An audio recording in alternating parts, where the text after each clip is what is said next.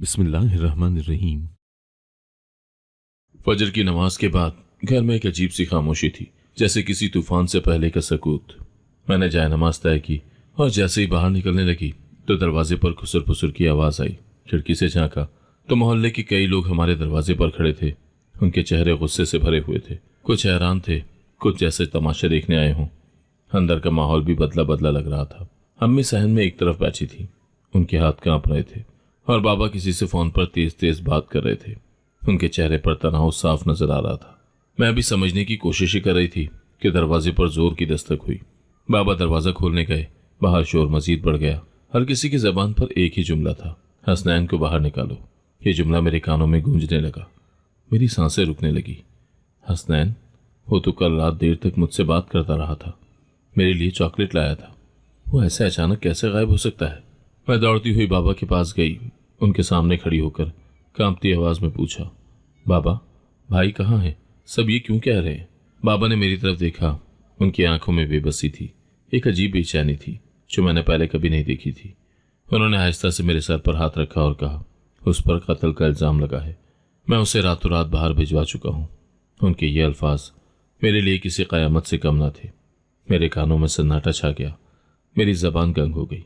क्या? कत्ल? किसका कत्ल? भाई ऐसा कैसे कर सकते हैं? मेरे अंदर चीखें गूंज रही थी मगर लब खामोश थे। अम्मी मेरे पास आई, मुझे गले लगाया और वो फूट फूट कर रोने लगी। वो बोल रही थी कि हसनैन बेगुनाह है, ये इल्ज़ाम झूठा है, पर हालात इतने ख़राब थे कि बाबा को ये कदम उठाना पड़ा। उनकी बातों से मुझे अंदाज़ा हुआ कि बात महज इल्ज़ाम की नहीं बल्कि साजिश की बू आ रही थी। कोई बहुत बड़ी बात थी जो हमें अब तक नहीं बताई जा रही थी। कमरे में वापस आई तो हसनैन की चीज़ें देखकर दिल बैठ गया।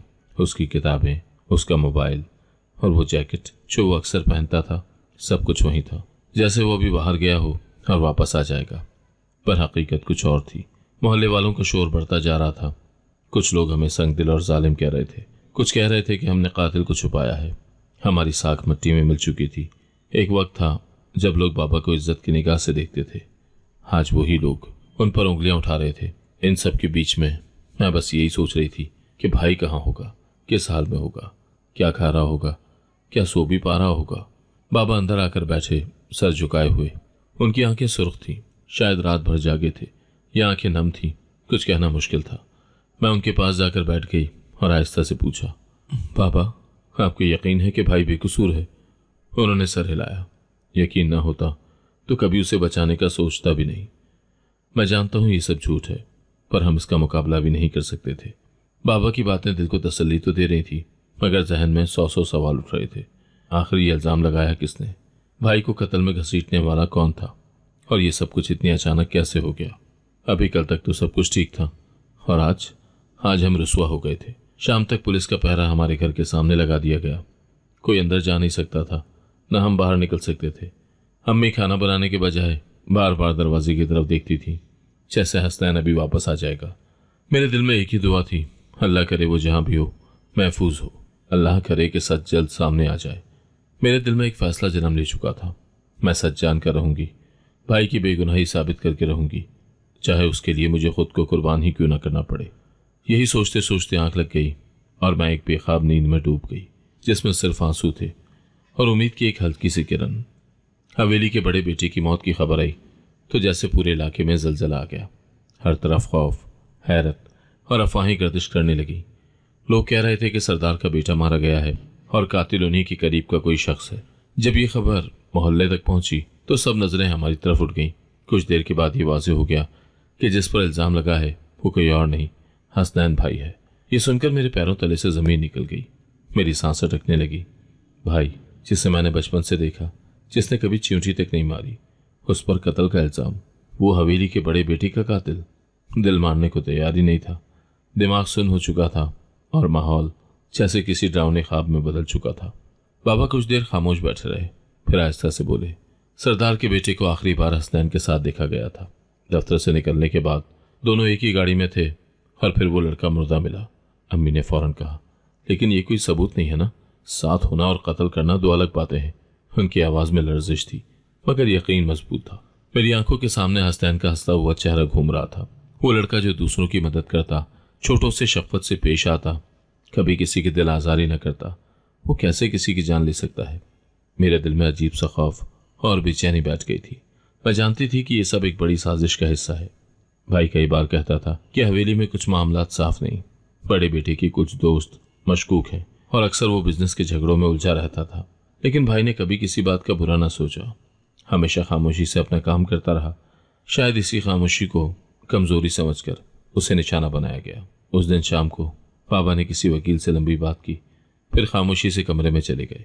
मैं उनके पीछे गई तो देखा वो हसनैन की एक पुरानी तस्वीर को देख रहे थे। उनकी आंखें नम थी और चेहरा थकन से बोझल। मैंने उनके करीब बैठकर आहिस्ता से कहा, बाबा, भाई ने कुछ नहीं किया है, मुझे यकीन है। उन्होंने मेरा हाथ पकड़ा और सर हिलाया। मैं जानता हूँ, मगर सच और झूठ का फर्क ताकतवर लोग तय करते हैं। हम बस अपनी सफाई में कुछ लफ्ज रख सकते हैं, बाकी वही होगा जो वो चाहेंगे। ये जुमला मेरे दिल पर चोट कर गया। क्या वाकई सच को साबित करने के लिए इतनी मुशक्कत दरकार होती है? क्या किसी की नीयत उसके किरदार से ज्यादा उसकी हैसियत से जानी जाती है? हवेली के बाहर सिक्योरिटी बढ़ा दी गई थी। सरदार की हालत भी खराब थी। बेटी की मौत ने उन्हें तोड़ दिया था, लेकिन उनके दुख ने उनकी नजर से इंसाफ छीन लिया था। वो सिर्फ एक चीज देखना चाहते थे, मुजरिम, और उन्हें वो चेहरा हमारे घर से नजर आया। रात को मैंने भाई के लैपटॉप को खोला। शायद कोई ईमेल, कोई मैसेज, कोई ऐसी चीज मिल जाए जिससे हकीकत सामने आ सके, मगर कुछ ना मिला। अलबत्ता एक फोल्डर में भाई ने हवेली से मुतालिक कुछ नोट्स रखे थे। इनमें ज्यादातर फाइलों के नाम थे, कुछ मीटिंग्स के नुकात और एक दो जगह ऐसे नाम जिन पर उसने सवालिया निशान लगाया था। मैंने वो सब नोट अलग करके रख लिए। मुझे लगा कि ये छोटे छोटे इशारे आगे चलकर किसी बड़ी सच्चाई का दरवाज़ा खोल सकते हैं। अम्मी बार बार दरवाजे की तरफ देखती, जैसे हसनैन अभी आ जाएगा। उनकी आंखों में नींद नहीं थी, सिर्फ एक उम्मीद थी, और वो उम्मीद हर लम्हा कमज़ोर पड़ती जा रही थी।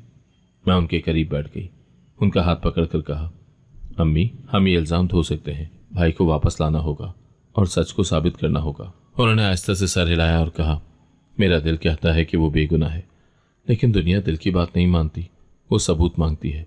दिन गुजरते जा रहे थे और इल्ज़ाम का ये साया गहरा होता जा रहा था, मगर मेरे यकीन की रोशनी उस अंधेरे से टकरा रही थी, अकेली मगर बेहद मजबूत। दिन चढ़ा तो सूरज वैसे ही निकला जैसे रोज निकलता है, मगर हमारे घर की फिजा किसी मातमज़दा कब्रिस्तान जैसी थी। हसनैन भाई के जाने के बाद हर दिन हमें एक नई अजियत देता, हर लम्हा एक नई आजमाइश लेकर आता। मोहल्ले में सरगोशियाँ तेज हो चुकी थी, मगर आज कुछ बदला बदला महसूस हो रहा था। फिजा में खौफ तैर रहा था, जैसे कोई आंधी आने वाली हो। दोपहर के करीब अचानक दरवाजे पर शोर मच गया। हम सब चौंक गए। बाबा तेजी से दरवाजे की तरफ बढ़े और हम उनके पीछे पीछे। दरवाजा खोला तो सामने पुलिस के चंद अहलकार खड़े थे। उनके साथ हवेली का सरदार भी था, चेहरा गुस्से से लाल, आंखों में खून उतरा हुआ और आवाज में जहर। उसके पीछे कुछ मकामी बासर लोग भी खड़े थे, जो आम दिनों में हमें सलाम करते थे, आज नजरें नीचे किए हमारे दुश्मनों के साथ खड़े थे। सरदार ने एक नजर बाबा को देखा और गुर्राया, अपने बेटे को बाहर निकालो, मेरे बेटे के कातिल को छुपाना जुर्म है। बाबा ने जब्त से कहा, वो यहाँ नहीं है, हम भी दुख में हैं, पर हसनैन बेगुनाह है। सरदार का गुस्सा और भड़क उठा, बेगुनाह? मेरा बेटा मुर्दा है, तुम्हारा बेटा जिंदा है और भागा हुआ। ये इंसाफ नहीं, ये दुश्मनी है। पुलिस ने घर की तलाशी ली, कमरों को खंगाला, हर चीज को अलट पलट कर देखा, लेकिन हसनैन कहीं नहीं था। वो जा चुका था एक अनजान मकाम पर, एक ऐसे इल्जाम से बचने के लिए जो उसने कभी किया ही नहीं था। जब पुलिस को कुछ न मिला तो सरदार ने एक नजर मेरी तरफ देखा। उसकी आंखों में ऐसी सख्ती थी जैसे वो कोई फैसला पहले ही कर चुका हो। वो बाबा के करीब आया और धमकी भरे लहजे में कहा, अगर तुम कातिल को नहीं ला सकते तो हमें इंसाफ अपने तरीके से लेना होगा। मैं कुछ समझी नहीं, लेकिन अगले ही लम्हे सब कुछ वाज़ेह हो गया। सरदार ने अपने आदमियों को इशारा किया और वो मेरी तरफ बढ़े। अम्मी चीख पड़ी, ये क्या कर रहे हो? बाबा ने आगे बढ़कर रोकने की कोशिश की, मगर पुलिस की मौजूदगी में उनके हाथ बंधे हुए थे। मैं साकत खड़ी थी। वो लोग मुझे बाजू से पकड़कर घसीटने लगे। मैंने पीछे मुड़कर बाबा की तरफ देखा। उनकी आंखें नम थीं, चेहरा सपाट। अम्मी जमीन पर गिर गईं, मेरे पांव पकड़कर रोने लगी, मगर किसी ने उनकी आवाज न सुनी। वो लम्हा मेरी जिंदगी का बदतरीन लम्हा था। मेरी माँ की चीखें, मेरे बाप की बेबसी और मोहल्ले वालों की खामोशी मेरे वजूद में सन्नाटे की तरह पैवस्त हो गई। मुझे हवेली की जीप में डाल दिया गया। सरदार के लोग खामोश थे, जैसे वो कोई कीमती सामान ले जा रहे हो, न कि एक जिंदा इंसान। मेरा दिल जोर जोर से धड़क रहा था। मैं समझ चुकी थी कि मुझे वनी के तौर पर ले जाया जा रहा है। वो जालिमाना रस्म जिसमें एक बेकसूर लड़की को सुलह की भेंट चढ़ा दिया जाता है। रास्ते भर मैंने आंखें बंद रखी, जैसे आंखें बंद करने से हकीकत भी बदल जाएगी। मगर जब गाड़ी हवेली के आहनी दरवाजों से गुजरी तो मुझे एहसास हो गया कि अब सब कुछ बदल चुका है। वो दरवाजे मेरे लिए कैद बन चुके थे। मुझे अंदर एक बड़ी हवेली के कुशादा हॉल में लाया गया। दीवारों पर महंगी पेंटिंग्स, जमीन पर रेशमी कालीन, मगर मेरे लिए वो सब कुछ सिर्फ एक सोने का पिंजरा था। सरदार ने साफ लफ्जों में ऐलान किया कि अब मैं उनकी बहू हूं, उनके छोटे बेटे खयाम की बीवी, ताकि उनका इंसाफ मुकम्मल हो सके। खयाम, जो कोने में खामोश खड़ा था, मेरी तरफ एक बार भी नहीं देखा, जैसे उसे परवाह ना हो कि मेरे साथ क्या जुल्म किया जा रहा है। मेरा निकाह पढ़ा दिया गया। मैंने अल्फाज सुने मगर समझी नहीं। जबान से हाँ निकली मगर दिल से सिर्फ एक चीख निकली जो किसी ने न सुनी। मेरा सब कुछ मुझसे छीन लिया गया था। मेरी मर्जी, मेरी इज्जत, मेरा घर, मेरा भाई, सब कुछ। उस रात मुझे एक कमरे में बंद कर दिया गया। कमरा कुशादा था, सब सहूलतें मौजूद थी, मगर मेरे दिल में खालीपन था। मैंने बिस्तर पर बैठकर खुद से पूछा, क्या ये इंसाफ है? मैंने आंखें बंद की तो अम्मी की चीखें, बाबा का खामोश चेहरा और हसनैन की मुस्कुराहट आंखों में घूमने लगे। उसी रात मैंने दिल में तहिया कर लिया, मैं टूटूंगी नहीं, मैं इस कैद से निकलूंगी और भाई के साथ जो हुआ उसका बदला लेकर रहूंगी, चाहे मुझे उसके लिए खुद को कुर्बानी क्यों ना करना पड़े। निकाह के बाद मेरे लिए हर दिन एक नई अजियत लेकर आता।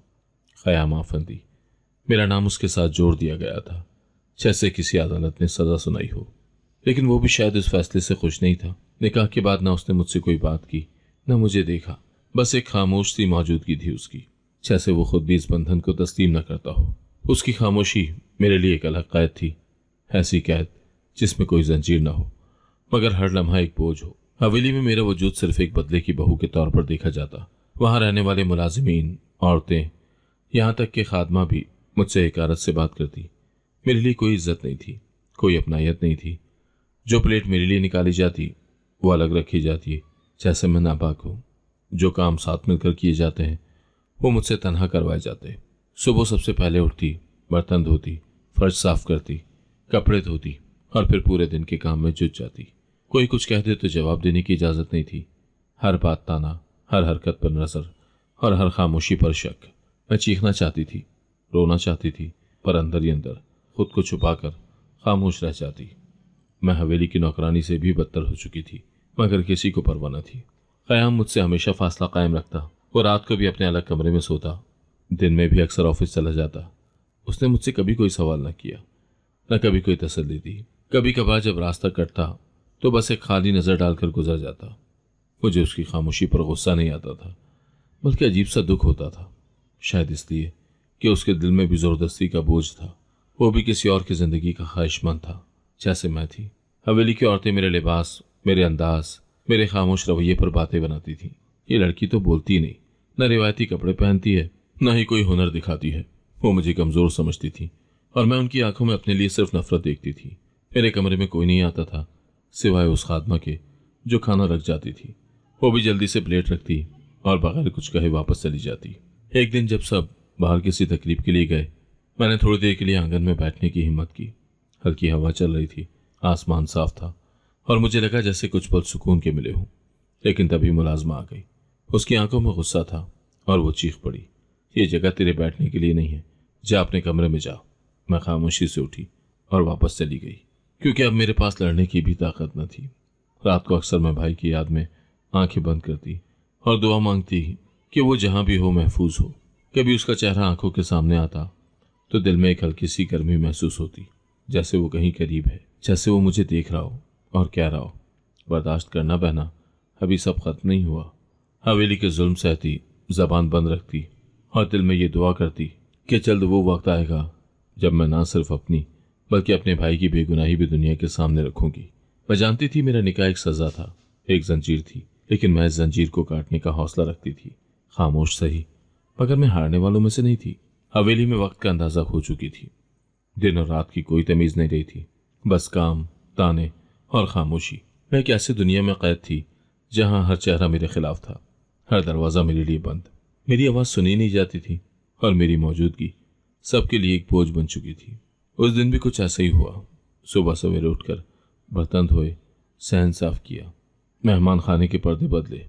जैसे ही दोपहर होने लगी मुलाजमीन के चेहरे बिगड़ने लगे। हवेली में किसी काम पर गलती हो गई थी और उसका इल्ज़ाम मेरे सर पर थोप दिया गया। वो सब बारी बारी ताने देने लगे, जैसे बस मुझे जलील करना ही उनकी जिम्मेदारी हो। एक मुलाजमा जिसका मिजाज सबसे बदतर था मेरे करीब आई और मुझे धक्का देकर बोली, जब से आई हो नहुसत लेकर आई हो, न बोलती हो न हंसती हो, बस साया बनकर घूमती हो। मैंने कुछ न कहा, सिर्फ नजरें झुकाकर वहां से हट गई, मगर दिल अंदर से कांप गया, आंखें नम हो गई। मैं हवेली के लॉन से भागती हुई अंदर की तरफ गई। कदमों को रोकने का होश ही नहीं था। बस एक जगह चाहिए थी जहां चंद लम्हे सुकून से सांस ले सकूं, जहां ये अजियत भरी आवाजें ना हो। अंधेरे से भरे एक कमरे का दरवाजा खुला देखा तो फौरन अंदर चली गई। दरवाजा बंद करके कमरे के कोने में बैठ गई। दिल जोर जोर से धड़क रहा था, आंखों से आंसू बहने लगे। मैं जमीन पर सिमट कर बैठी, खुद को बाजुओं में छुपा दिया, जैसे खुद को ही बचा रही हूं। कुछ देर गुजरी तो दरवाजा खुला। मैं सहम गई। कदमों की चाप सुनाई दी, किसी की मौजूदगी का एहसास हुआ। मैं टेबल के नीचे दुबक गई, सांस रोके बैठी रही। कमरे में आने वाला शख्स रुका, फिर आहिस्ता से बोला, ये क्या हो रहा है यहाँ? मैंने आवाज पहचानी, ख़याम आफंदी। मैं और भी सिमट गई। दिल में खौफ मजीद गहरा हो गया। मैं नहीं चाहती थी कि वो मुझे इस हालत में देखे, लेकिन वो खामोशी से कमरे के बीचों बीच आया। झुक कर नीचे देखा और जैसे ही मुझे पाया उसकी आंखों में हैरत तैर गई। तुम यहाँ क्या कर रही हो? उसने नरमी से पूछा।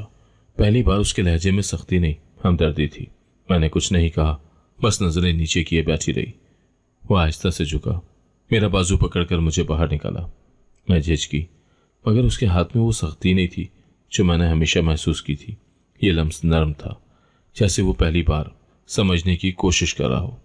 कमरे में रोशनी आ चुकी थी और मैं उसके सामने खड़ी थी, आंखें नम, चेहरा खाक आलूद और सांस बेतरतीब। वो चंद लम्हे मुझे देखता रहा, फिर बोला, क्या किसी ने कुछ कहा? मैंने सर झुका लिया, फिर आहिस्ता से कहा, बस कुछ देर सुकून चाहिए था। ख़याम ने गहरी सांस ली और आहिस्ता से कुर्सी पर बैठ गया। उसका अंदाज बदला बदला सा था। वो वही शख्स था जिसने निकाह के बाद मुझसे कभी बात न की, जिसने हमेशा मुझे नज़रअंदाज किया और जिसकी खामोशी मेरे लिए एक और कैद बन गई थी। लेकिन आज उसकी आंखों में कुछ और था, शायद सवाल, शायद एहसास, शायद हल्की सी शर्मिंदगी। ये मेरा कमरा है, लेकिन तुम यहाँ ठहरी रहो जब तक चाहो, उसने नरमी से कहा। मैं चाहता हूँ कि तुम्हें कोई तकलीफ ना हो। मैंने पहली बार उसकी तरफ देखा। उसके चेहरे पर वो गुरूर नहीं था जो बाकी हवेली वालों में था। वो किसी गहरी सोच में डूबा हुआ दिखाई देता था। शायद उसे भी एहसास हो चुका था कि मेरे साथ ज्यादती हुई है, कि मुझे सिर्फ एक रस्म के तहत कुर्बानी बना दिया गया है। वो कुछ लम्हे खामोश रहा, फिर उठा और बाहर चला गया, लेकिन दरवाज़ा खुला छोड़ गया, जैसे ये इशारा दे रहा हो कि अब तुम कैद में नहीं हो। मैं देर तक उसी कमरे में बैठी रही। वो कमरा जो कभी अजनबी था, अब किसी हद तक मानूस लगने लगा था। ख़याम आफंदी का कमरा, जहां मैं इत्तेफाकन जा पहुंची थी, अब मेरे लिए सुकून का एक छोटा सा गोशा बन चुका था। उसके बाद कई दिन ऐसे गुजरे कि मैं कोशिश करती कि उस कमरे के पास से ना गुजरूं, मगर दिल चाहता कि फिर वही लम्हा लौट आए जब किसी ने पहली बार नरमी से मेरा हाल पूछा था। एक शाम हवेली का माहौल कुछ खामोश था। मुलाजमों की चहल पहल कम थी। सरदार शहर से बाहर गए थे और ख़याम भी हस्बे मामूल ऑफिस से वापस आ चुका था। मैंने वही रोज़मर्रा के काम निपटाए और अपने कमरे में आकर चुपचाप एक कोने में बैठ गई। ख़याम के कमरे से हल्की रोशनी झांक रही थी। दिल अजीब कश्मकश में था, जाऊं या ना जाऊं, पर आज दिल ने हिम्मत की और मैं आहिस्ता कदमों से उसके दरवाजे तक पहुंची। दरवाज़ा आधा खुला था। मैंने दस्तक दी। वो अंदर बैठा कुछ फाइलें देख रहा था। मेरी तरफ देखा और हल्का सा सर हिलाया, जैसे आने की इजाज़त दे रहा हो। मैं अंदर गई और कुछ फासले पर बैठ गई। उसने फाइल बंद की और मेरी तरफ मुतवज्जा हुआ। क्या बात है? मैंने गहरी सांस ली। आज बहुत कुछ कहना था, वो सब कुछ जो इतने दिनों से मेरे सीने में दबा था। मुझे आपसे कुछ कहना है, अगर आप चाहें तो सुन लें, अगर नहीं तो मैं वापस चली जाऊंगी। ख़याम ने संजीदगी से सर हिलाया। कहो, मैं सुन रहा हूं। मेरी आवाज़ हल्की थी, मगर लफ्ज़ों में दर्द छुप न सका। मेरे भाई हसनैन पर जो इल्ज़ाम लगा है वो झूठा है। वो कातिल नहीं है, किसी ने उसे फंसाया है। वो एक नरम दिल, सादा मिजाज इंसान है जो किसी को नुकसान पहुंचाने का सोच भी नहीं सकता। ख़याम की नज़रें मेरी आंखों में थी, जैसे सच को तलाश कर रही हूँ। मैंने बात जारी रखी। मैं जानती हूँ कि आपके भाई की मौत एक बहुत बड़ा सदमा है, लेकिन क्या आपने कभी सोचा कि क्या वाकई हसनैन जैसा लड़का ऐसा कर सकता है, सिर्फ इसलिए कि वो आखिरी बार उनके साथ देखा गया? क्या यही काफ़ी है उसे कातिल साबित करने के लिए। कमरे में खामोशी छा गई। क़याम ने कुछ देर कुछ न कहा, फिर आहिस्ता से बोला, मैंने कभी इस बारे में गहराई से नहीं सोचा, शायद इसलिए कि मेरे अपने जख्म बहुत गहरे थे, लेकिन तुम्हारे लहजे में सच्चाई है। मेरी आंखों से आंसू टपकने लगे। इतने दिनों में पहली बार किसी ने मुझे संजीदगी से सुना था। पहली बार किसी ने मेरे यकीन को झुटलाया नहीं था। क़याम का चेहरा पुरसुकून था और उसकी आंखों में वो सख्ती नहीं थी जो निकाह के बाद दिखाई देती थी। उसने आहिस्ता से कहा, मैं वादा तो नहीं कर सकता, लेकिन मैं हकीकत जानने की कोशिश जरूर करूंगा। ये जुमला मेरे लिए पूरी दुनिया के बराबर था। मैंने सर झुका लिया, जैसे शुक्र अदा कर रही हूं। बस इतना चाहिए था कि कोई मेरा यकीन करे, और वो आपने किया। उसके लिए शुक्रिया। क़याम ने नजरें फेर ली और खिड़की की तरफ देखने लगा। बाज़ औक़ात हम जो देखते हैं वो सच नहीं होता। मेरे भाई के बहुत से राज मुझसे भी छुपे हुए थे। अगर तुम्हारी बात दुरुस्त निकली तो मैं खुद तुम्हारे भाई को वापस बुलाने की कोशिश करूंगा। मेरी आंखों में उम्मीद की पहली किरण जगमगाई। हवेली के अंधेरे में एक रोशनी जागी थी। उस रात में देर तक जागती रही। हवेली की छत पर खामोशी छाई हुई थी, लेकिन मेरे दिल में हलचल थी।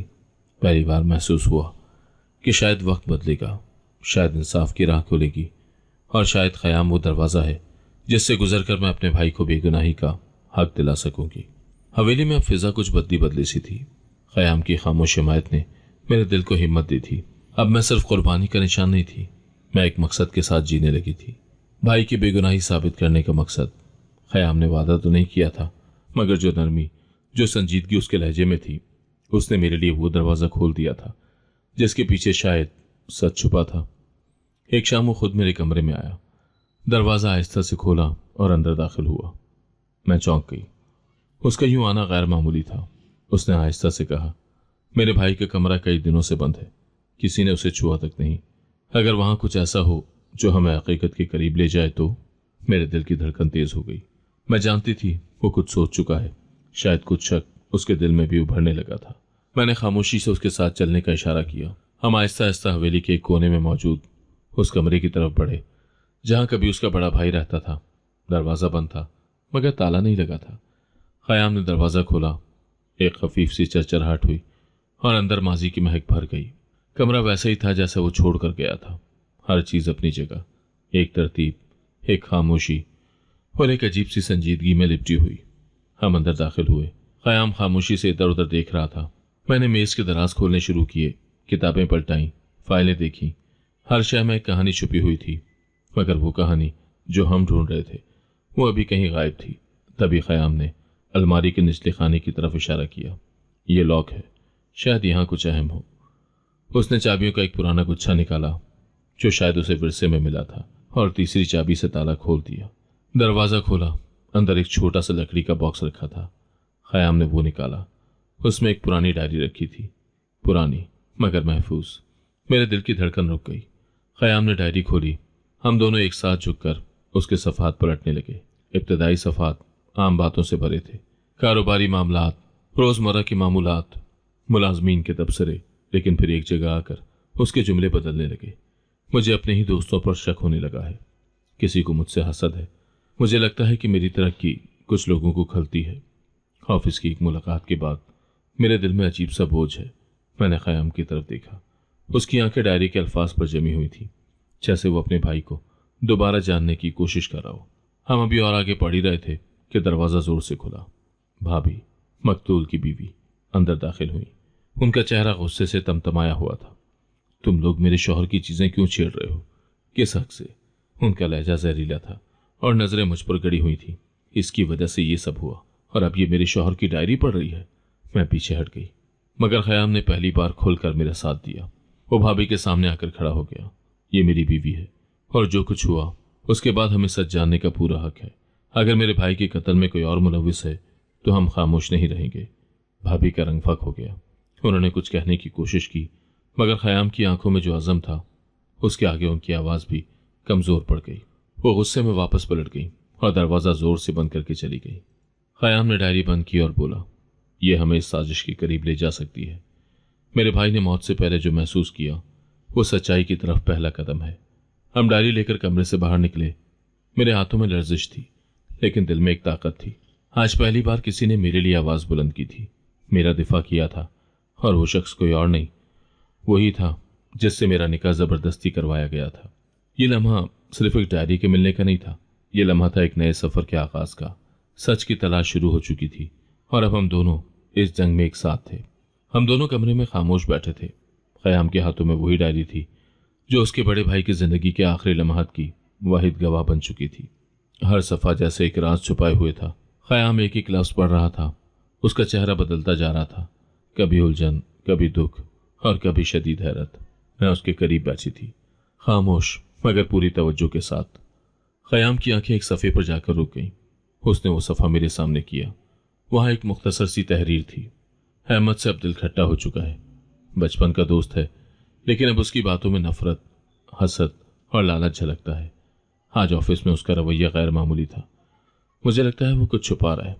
मैं किसी पर शक नहीं करना चाहता, लेकिन अहमद अब वो अहमद नहीं रहा जिसे मैं जानता था। ये चंद जुमले जैसे किसी भारी दरवाजे की चाबी बन गए हों। ख़याम ने आहिस्ता से डायरी बंद की, गहरी सांस ली और सर झुकाकर बैठ गया। मैं जानती थी उस समय उसके अंदर एक जंग जारी है। वो दोस्त जिसके साथ उसके भाई ने बचपन गुजारा, जिस पर अंधा एतमाद किया, आज उसी का नाम एक शक के दायरे में था। कुछ लम्हे खामोशी में गुजर गए। फिर मैंने आहिस्ता से कहा, अगर आप वाकई सच जानना चाहते हैं तो हमें हसनैन भाई को वापस बुलाना होगा। वही है जिसने आखिरी बार आपके भाई को देखा था। वही जानता है कि असल में हुआ क्या था। ख़याम ने मेरी तरफ देखा।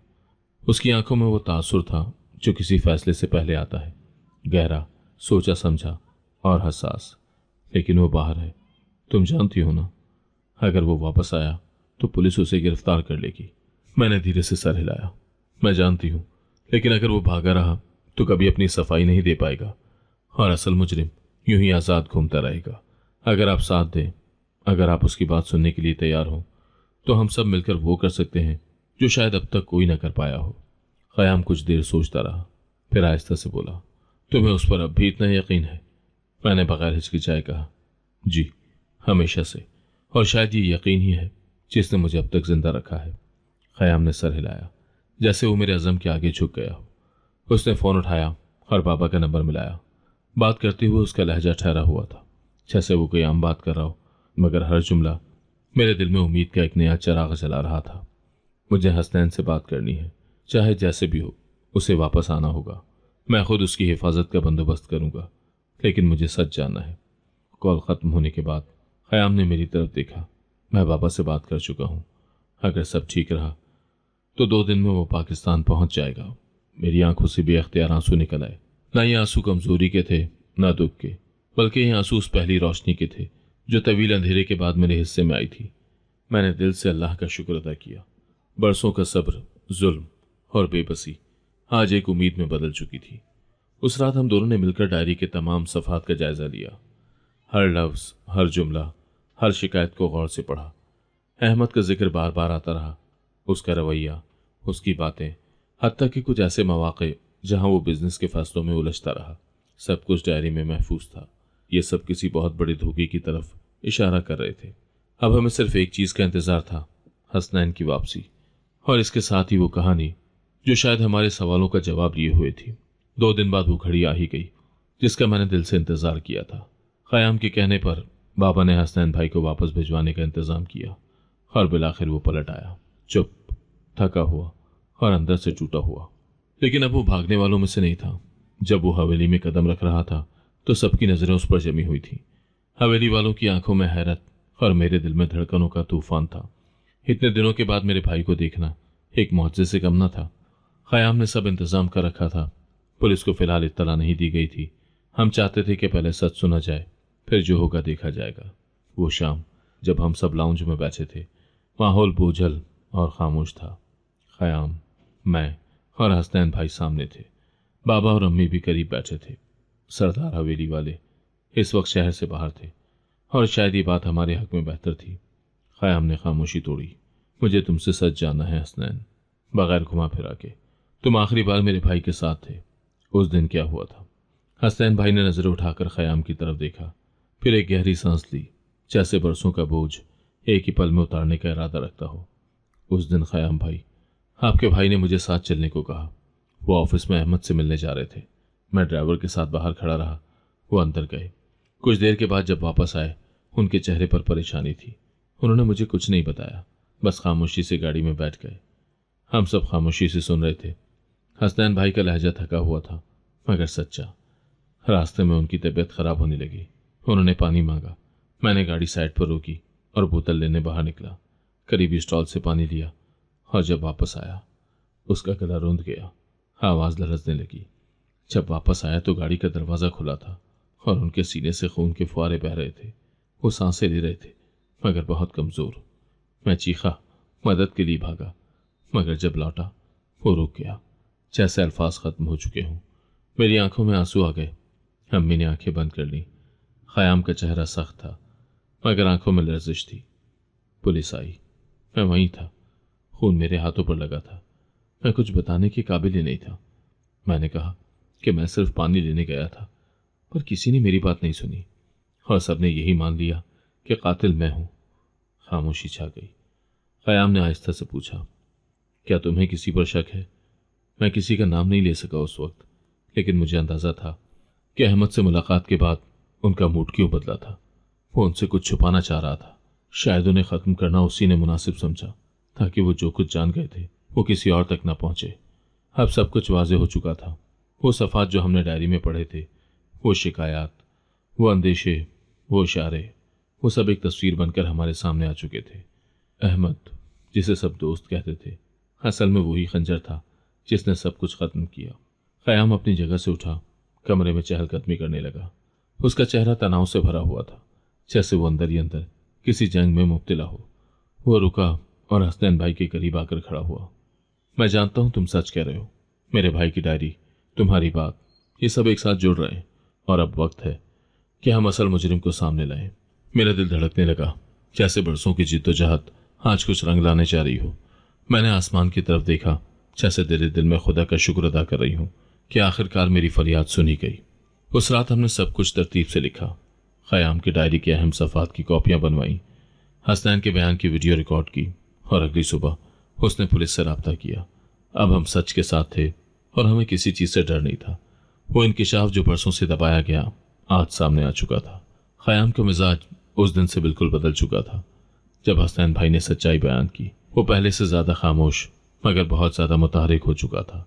ख़याम ने एक लम्हा ज़ाया किए बगैर काम शुरू कर दिया। उसने ऑफिस की सिक्योरिटी फुटेज निकलवानी शुरू की। पुरानी files, call recordings, bank statements, हर चीज़ का जायजा लेने लगा। उसने उन तमाम दिनों का रिकॉर्ड निकाला जब अहमद और उसके भाई के दरमियान मुलाकातें हुई। एक एक चीज़ को जोड़ा, जैसे कोई पुराना जुड़ा हुआ नक्शा खोल रहा हो। मैंने कई बार उसे रात देर तक बैठे देखा। उसकी आंखें लाल हो चुकी थी मगर जज्बे में कोई कमी न थी। चंद दिनों की मेहनत के बाद ख़याम के हाथ एक ऐसा सबूत लगा जिसने अहमद की असलियत को नंगा कर दिया। उसने एक पुरानी ऑडियो रिकॉर्डिंग निकाली जो ऑफिस की सिक्योरिटी ने इत्तेफाकन महफूज रखी थी।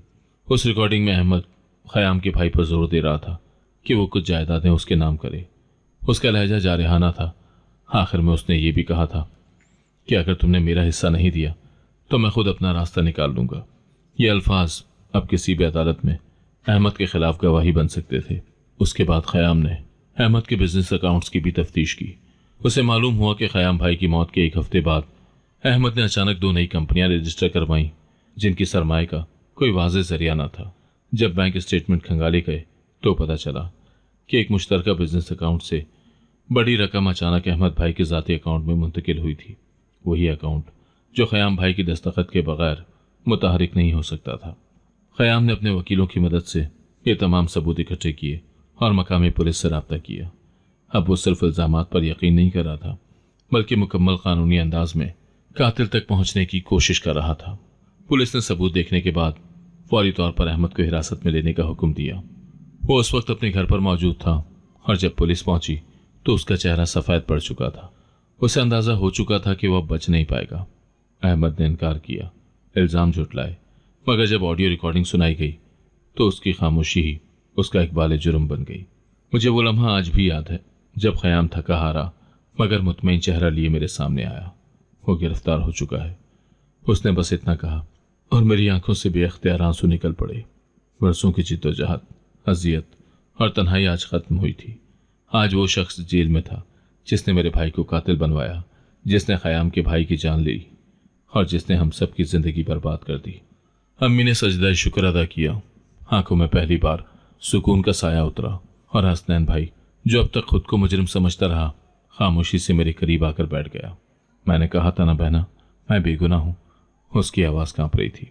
मैंने उसका हाथ थामा और तुम्हें इंसाफ मिल गया। क़याम ने मेरे करीब आकर एक बार फिर कहा, अगर तुम ना होती तो शायद मैं कभी सच की तरफ जाता ही नहीं।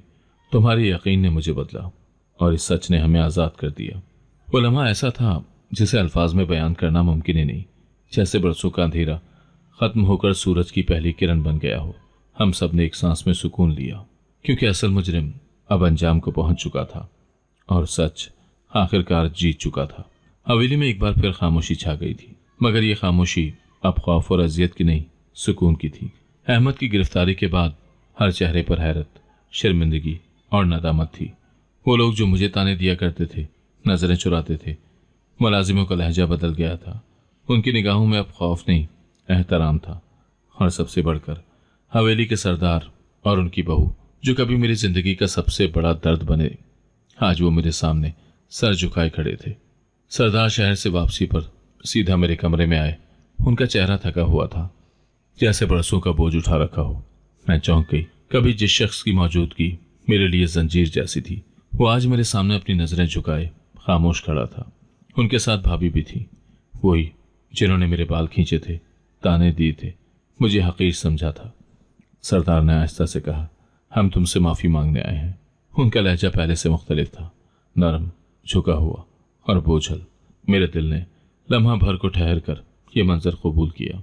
सरदार की वो आंखें, जो कभी मेरे वजूद को नापसंदीदगी से देखती थीं, आज नदामत से नम हो रही थीं। हमने तुम पर जुल्म किया, तुम्हारे खानदान को रुस्वा किया। तुम्हें इंसाफ देने के बजाय अपने गम में अंधे हो गए। हमें लगा हसनैन कातिल है, क्योंकि सच देखने का हौसला हम में नहीं था। पर तुमने वो साबित किया जो हमसे ना हो सका।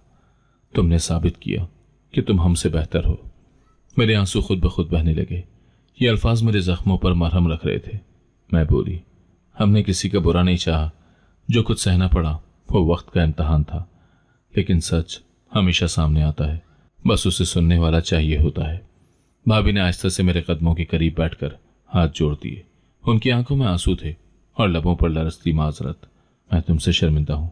मैंने तुम्हें कभी अपनाया ही नहीं, तुम्हें कमतर समझा, तुम्हारी खामोशी को कमजोरी जाना। मगर आज समझ में आया कि असल ताकत वही खामोशी थी जिसने सब कुछ बदल दिया। मैंने भाभी के हाथ थाम लिए। मैंने कभी बदला नहीं चाहा, सिर्फ सच का साथ दिया। और आज अगर आप लोग मेरे सामने नदामत से खड़े हैं, तो मेरे लिए यही सबसे बड़ा इंसाफ है। उन्हीं लम्हों में क़याम कमरे के दरवाजे के करीब खड़ा था। उसकी आंखों में सुकून और फख्र दोनों थे। मैंने नजरें उठाकर उसकी तरफ देखा। अगर वो ना होता, अगर वो मेरा यकीन ना करता, तो शायद सच कभी सामने ना आता। मैं उसके करीब गई और धीरे से बोली, अगर तुम ना होते तो मैं ये सब कुछ कभी नहीं कर पाती। तुमने सिर्फ मेरा साथ नहीं दिया, मुझे खुद पर यकीन भी दिलाया। क़याम ने हल्की सी मुस्कुराहट से कहा, नहीं, तुमने मुझे बदल दिया। तुमने दिखाया कि जुल्म को सहना बहादुरी नहीं, उसका मुकाबला करना है। तुमने मुझे सच्चाई की कीमत सिखाई और मैं खुश हूं कि आज हम उस मकाम पर खड़े हैं जहां ना कोई शक बाकी है, ना कोई झूठ। हम दोनों चंद लम्हे खामोश खड़े रहे, ना कोई वादा किया, ना कोई दावा। बस एक दूसरे की मौजूदगी में एक ऐसी ताकत थी जो लफ्जों से मावरा थी। वो शुक्रगुजारी जो दिल से निकली थी और माफ़ी जो सच्चे दिल से मांगी गई थी। उन दोनों ने मेरी रूह को आज़ाद कर दिया था। उस दिन हवेली ने एक नया रूप देखा। वो दरवाजे जो कभी मेरे लिए बंद थे अब खुले थे। वो दिल जो मेरे खिलाफ थे अब मेरे साथ थे। और वो हाथ जो मुझसे छीन लिए गए थे आज मेरे हाथ थामने को तैयार थे। मैंने क़याम को देखा और दिल में सोचा, जबरदस्ती का निकाह मेरे लिए कैद था, मगर क़याम मेरे लिए वो कुंजी साबित हुआ जिसने मुझे उन अंधेरों से निकाला जहां से रोशनी की कोई उम्मीद ही नहीं थी। अगर वो ना होता तो शायद आज भी मैं खामोशी के जिंदान में कैद होती और सच कभी जबान तक ना आ पाता। अब सब कुछ बदल चुका था। जुल्म हार चुका था, सच जीत चुका था और मैं अब सिर्फ मजलूम नहीं थी, मैं गवाह थी हकीकत की, सब्र की और उस वादे की जिसे निभाया गया। इंसाफ मिल चुका था, सच्चाई सामने आ चुकी थी और हमारी जिंदगियों में जैसे सुकून की लहर उतर चुकी थी। मगर कुछ जख्म ऐसे होते हैं जो भरने में वक्त लेते हैं। हसनैन भाई को जब यकीन हो गया कि अब सब कुछ खत्म हो चुका है, अहमद गिरफ्तार हो चुका है, सरदार खानदान ने माफ़ी मांग ली है और मैं भी अब आज़ाद हो चुकी हूँ, तो उसने एक आखिरी बात कही, एक ऐसी बात जिसने मेरे दिल को फिर से दहला दिया। अब तलाक ले लो बहन। जो निकाह इंतकाम के बदले में हुआ हो उसमें कभी खुशी नहीं मिलती। सब कुछ ठीक हो गया है, अब तुम वापस चलो। मैं खामोश रही। दिल में जैसे कुछ टूटने सा लगा। वो सब नहीं जानते थे जो मैं जानती थी, वो सब नहीं देख सकते थे जो मैंने महसूस किया था। ये निकाह शायद जुल्म की बुनियाद पर हुआ, मगर ख़याम का साथ, उसकी कुर्बत, उसकी खामोश सपोर्ट ने मेरे दिल को बदल दिया था। वक्त के साथ मैंने उसकी आंखों में नरमी देखी, उसके लहजे में एहसास महसूस किया, और सबसे बढ़कर उसका मेरा यकीन करना।